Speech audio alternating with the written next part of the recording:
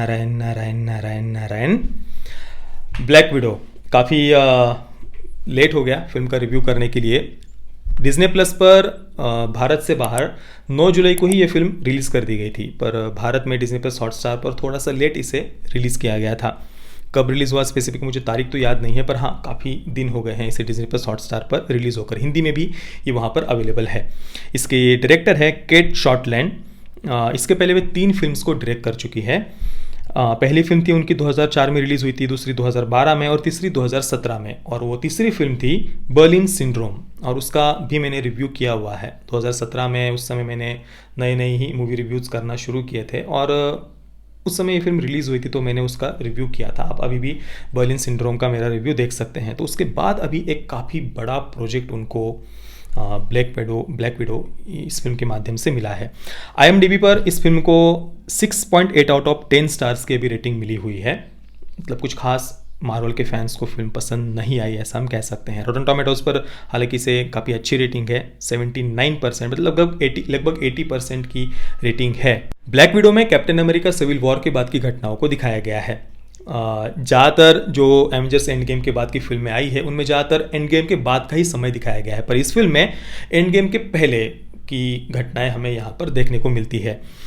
Black window में नताशा का बचपन, उसके सौतेले पेरेंट्स, बहन, पारिवारिक समस्याएं, परिवार के साथ में खट्टे मीठे उसके रिश्ते, ट्रबल्ड पास्ट, ब्लैक विडोज की ट्रेनिंग, उनके माइंड को कंट्रोल करने वाले एक रशियन जनरल ड्रेको, ऐसी कई सारी बातें हमें ब्लैक विडो में दिखाई गई है। देखिए, मैं फिल्म को एंटरटेनिंग तो नहीं कहूँगा, पर फिल्म डिसअपॉइंटिंग भी नहीं थी। मैंने कल रात को ही फिल्म को देखा और आराम से एक साथ में बैठकर मैं फिल्म को कंप्लीट कर पाया। फिल्म ने कहीं पर भी मुझे बोर नहीं किया। बस एक सीन में जहाँ पर नताशा अपनी बहन और पिता के साथ में माँ से मिलने के लिए जब जाती है तो वो सीन थोड़ा सा खिंचा हुआ था। बाकी तो फिल्म ने मुझे कहीं पर भी बोर नहीं किया। स्कारलेट जॉनसन के साथ शूट किए गए जो एक्शन सीक्वेंसेस थे वो मुझे काफ़ी पसंद आए। एक्शन कोरियोग्राफी फिल्म की बढ़िया थी।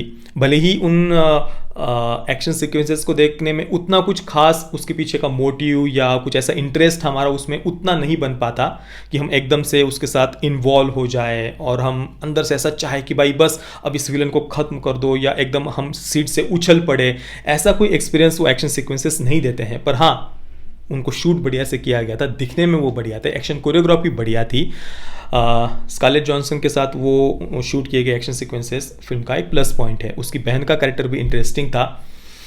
डेविड हार्बर, मैंने इसके पहले भी कहा हुआ है कि भाई जब भी उनको स्क्रीन पर देखता हूँ तो पता नहीं अलग से ही एक पॉजिटिविटी फील होती है। तो यहाँ पर भी उनका कैरेक्टर, उनका परफॉर्मेंस पसंद आया। कैरेक्टर की बात करें तो उनके कैरेक्टर को बाद में जो एक मजाकिया टच उन्होंने दिया है ना, वो मुझे कुछ खास उतना पसंद नहीं आया, पर डेविड हार्बर का परफॉर्मेंस बढ़िया था। एक फ्लैशबैक सीन के लिए, केवल एक फ्लैशबैक सीन के लिए उन्होंने काफ़ी ज़्यादा अपना वजन भी इस फिल्म में कम किया है। मुझे ये फिल्म देखने से पहले लग रहा था कि नताशा का जो बचपन है उस पर इस फिल्म में ज़्यादा फोकस किया गया होगा, पर वैसा नहीं था। कुल मिलाकर मैं इसे एक टिपिकल सी फीमेल सेंट्रिक फिल्म कहूँगा, जिसमें ज़्यादातर कैरेक्टर्स फीमेल थे और जो मेल कैरेक्टर्स थे उनमें से कई सारे पात्र या तो उनको मजाकिया बना दिया गया था या फिर कमज़ोर दिखाया था या फिर विलन दिखाया था। बाकी ओवरऑल मैं इस फिल्म को एक सिंपल सी टिपिकल सी सुपर हीरो फिल्म कहूँगा, जिसमें कोई ज़्यादा कॉम्प्लिकेटेड ऐसी कहानी नहीं है, कोई टाइम ट्रैवल नहीं है, कोई मल्टीवर्स वगैरह नहीं है। एक सिंपल सी टिपिकल सी female centric superhero film में से कहूँगा। अगर आप बिना कुछ एक्सपेक्टेशंस के एक बार इस फिल्म को देखेंगे तो ये फिल्म आपको निराश नहीं करेगी। पर अगर आप जैसे कि सुपर हीरो फिल्म्स में एक गूज़बम्स, रोंगटे खड़े कर देने वाले डायलॉग्स होते हैं, ऐसी कोई सुपर हीरो की एंट्री होती है जो हमारे शरीर पर पूरे गूज़बम्स, रोंगटे खड़े कर देती है, कुछ ऐसे दमदार ऐसे कुछ डायलॉग्स वगैरह याद जो हमें याद रह जाए हमेशा के लिए, ऐसा कुछ भी फिल्म में नहीं था। तो ज़्यादा कुछ एक्सपेक्टेशंस के बगैर एक बार आप इस फिल्म को देख सकते हैं। मैं ब्लैक विडो को दूंगा 6.5 out of 10 stars. Parental guidance की बात करें तो देखिए, मार्वल की फिल्म है, डिज्नी प्लस पर रिलीज़ हुई, तो ऑब्वियसली बच्चों और युवाओं की दृष्टि से ही फिल्म को बनाया गया है।